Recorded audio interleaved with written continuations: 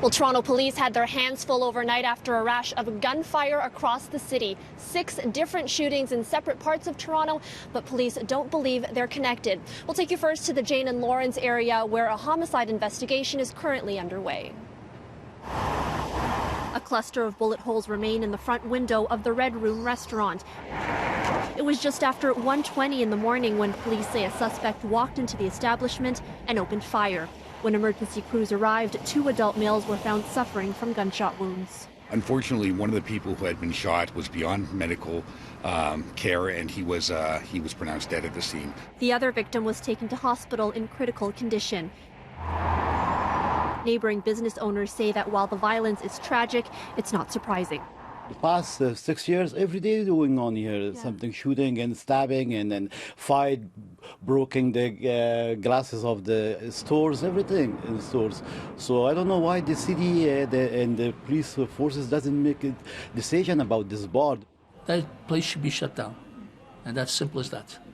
Because I'm losing a lot of customers that come in here, they don't want to come up here no more.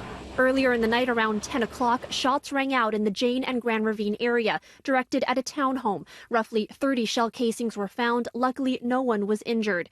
Less than an hour later, more gunfire heard near Dufferin and Lawrence. 2 cars are seen fleeing the area. A male victim transported himself to hospital with non-life-threatening injuries. 20 minutes later, a gunshot victim in his 20s is brought to hospital near Islington Avenue and Albion Road by his sister. But exactly where he was shot, officers are still trying to determine. Then just after midnight in the city's East End, reports of shots fired into the air. Multiple shell casings are found, but no injuries are reported.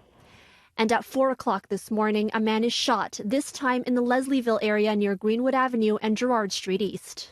We're always asking for help from the public when it comes to an incident like these or shootings like these. People who were here and saw what happened, people know what happened here tonight, and people know who the shooter was, I'm sure of it. Meanwhile, Mayor John Tory's office issued a statement this morning calling the situation frustrating. They confirmed Tory spoke to Toronto Police Chief Mark Saunders on the phone. Police have deployed extra resources in the Weston Jane area because of the high volume of incidents there. His office said in a statement, the mayor remains focused on supporting our police and urging the federal and provincial governments to move to address the violence we are seeing by further toughening up bail and gun laws and investing in anti-violence programs for kids. Now, there have been more than 400 shootings so far this year. By comparison, that's a 16% increase over last year. 2 months ago, Toronto Police launched Project Community Space. The initiative cracking down on guns and gangs was supposed to last 11 weeks. It has since been extended indefinitely.